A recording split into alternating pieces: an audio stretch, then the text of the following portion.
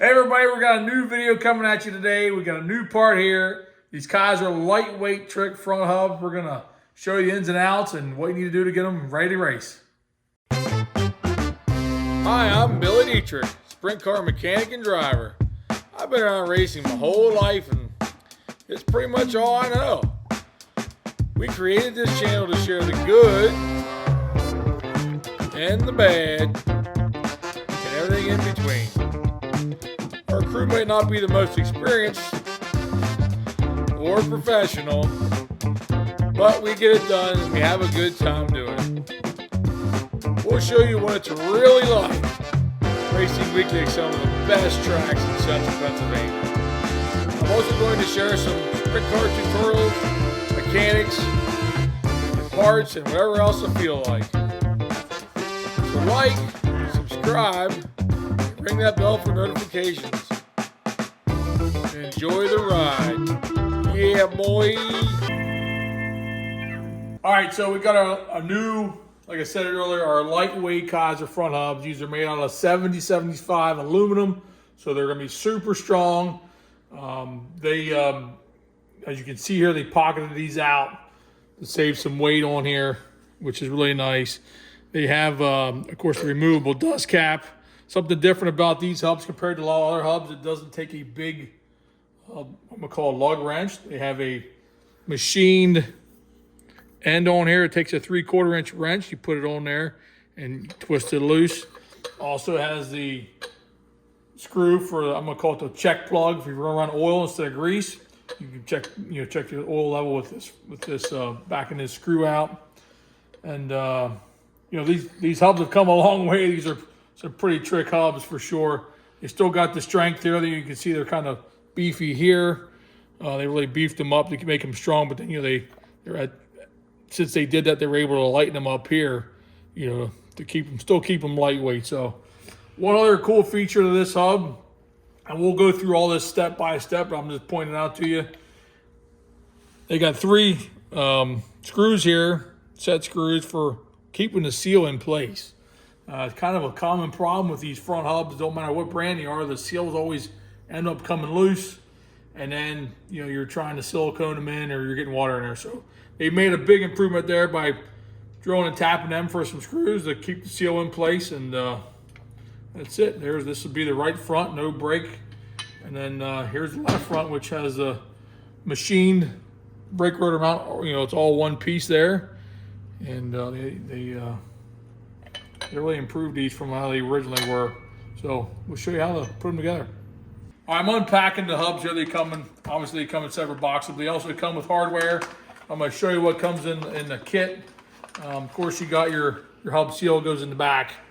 And then got your 2 bearings, your inner and outer bearing, which are the same. Bearings the same. And then we got the 3 screws here I was telling you about to go in the back. Take an 1/8 inch Allen wrench, hold the seal in.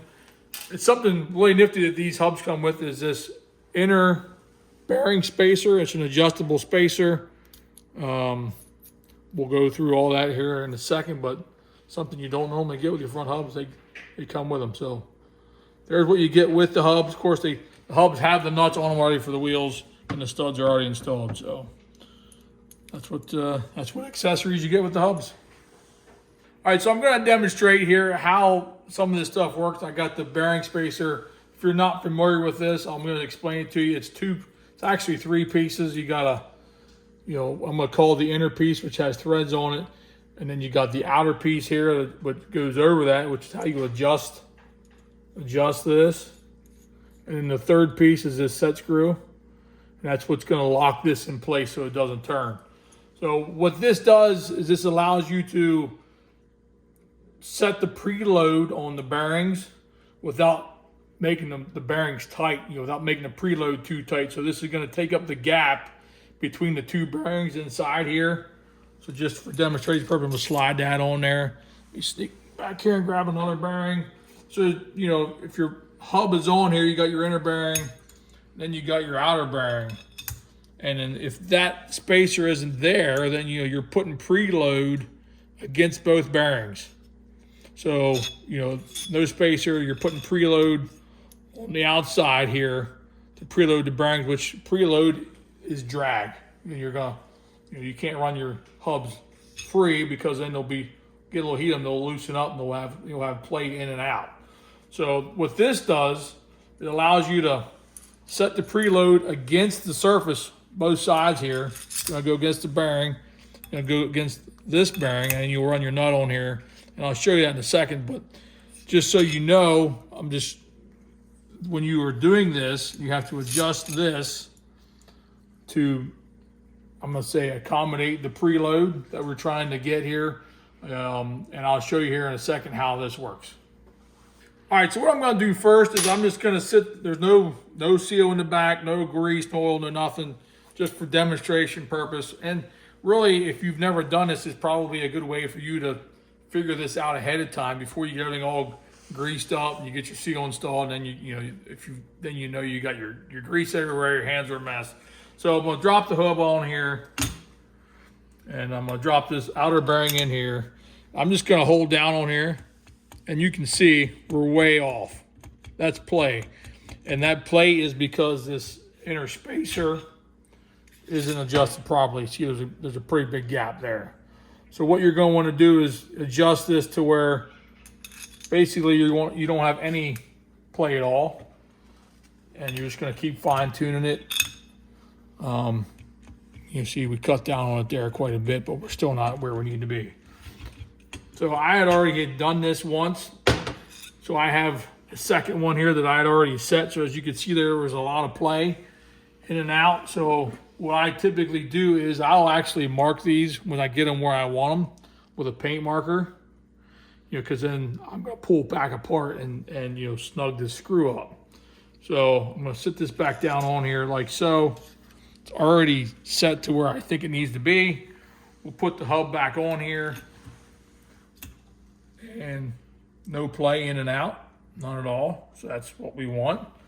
Now to finish up this process, you really need to put the nut on here.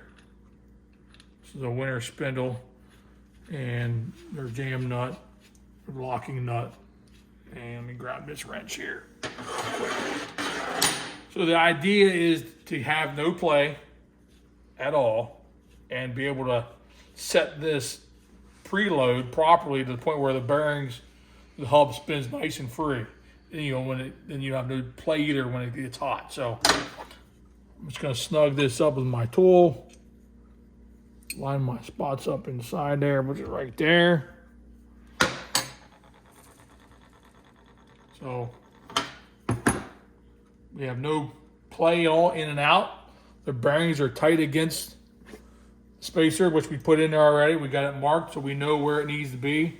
It probably took me 5 minutes or less to get, you know, to tinker with it, to get it right where it needed to be, to the point where it wasn't too tight. When I put the jam nut down on there and preload, it was too much, to the point where it was not enough.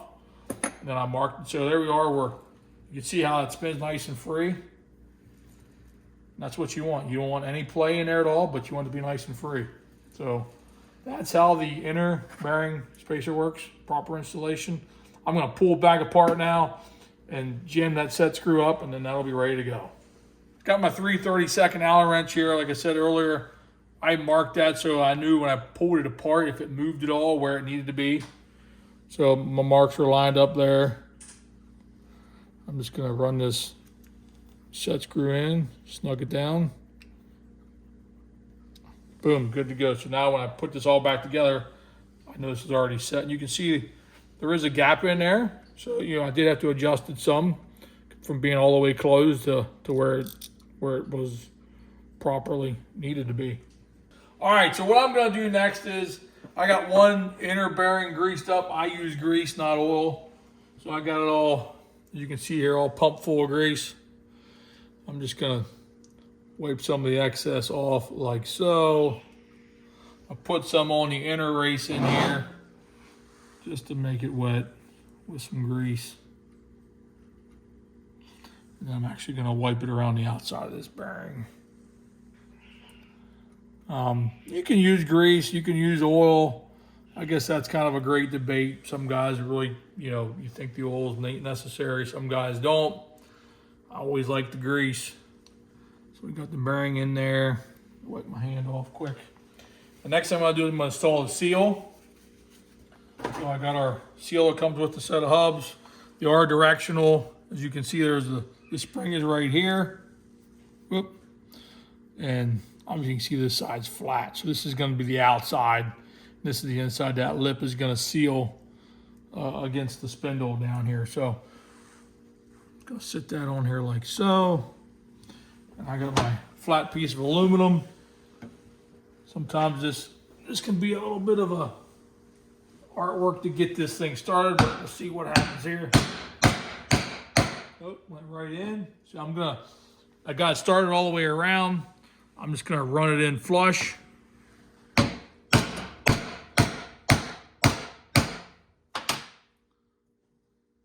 flush here. Let me just.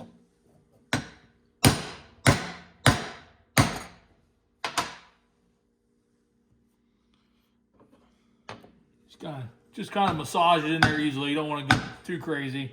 All right, I think we're all the way down. You can see there, I'm just going to wipe that excess off there, blew off. And then, you know, your seal's installed. So at that point in time, one tip about this, I didn't do today. Sometimes I'll put the seal in a freezer. If you have a freezer handy, it just helps it go in a little easier sometimes. Just a little tech tip there. That can be with anything. So, and if you get the seal started crooked, stop, start over. We don't want to, you know, drive it in crooked and then you got a problem. You junk the seal. So, seal's in there now. Next thing I'm gonna do is I'm gonna install these 3 screws we talked about earlier. Let's see here. Got my 1/8 inch Allen wrench. I'm gonna put these in dry. I'm not gonna put any Loctite on there because you wanna be able to get them out. So, I'm going in dry. You could go with a little bit of maybe Never Seas, which I still might do that. But there you are, 3 screws in there. It's gonna lock that seal in place, which is a great idea.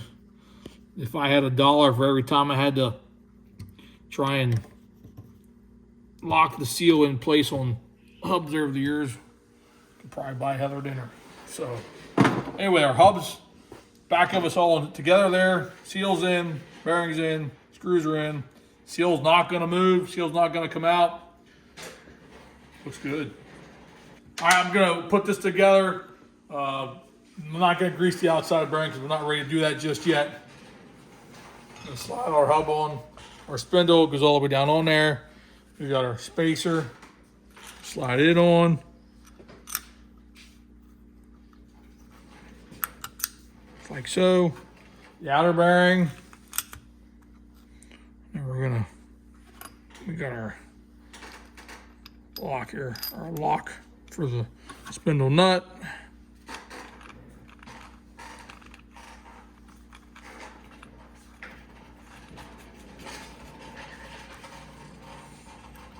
All right, we got our nut on there. We're just gonna snug it up. Set the preload like we talked about earlier.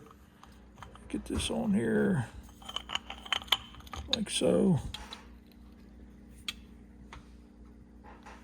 Just like that. Run our screws down on here. Lock this in place.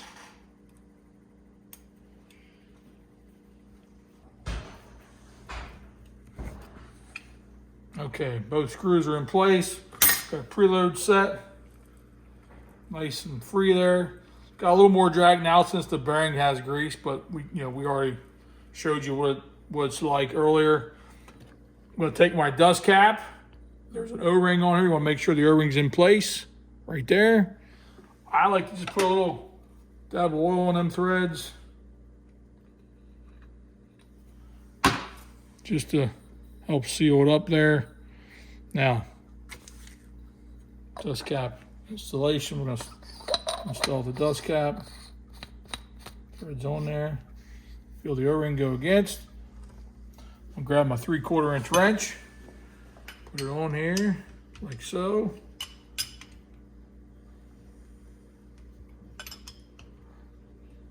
And that's it, it's tight. So you don't need to make that dust cap overly tight because as it gets hot, it's gonna get hot. It's gonna get tighter. So there you go. That's the new Keizer hub. We went through them front to back, proper installation, and I can't wait to get them on the car and run them. Well, hopefully you found this video helpful. KeizerWheels.com. You get on their website, check them out. You can also call Keizer, talk to Wade. You can give us a call here at RUPW. We will have these hubs in stock also. We can get you some nice Keizer lightweight hubs heading your way. I appreciate you checking us out, watching the video, like, subscribe. And if you've got any questions at all, comment below. And you know, things are always innovating, just like these hubs, and you gotta stay up with the latest stuff because if you want to go fast, you gotta have the good stuff.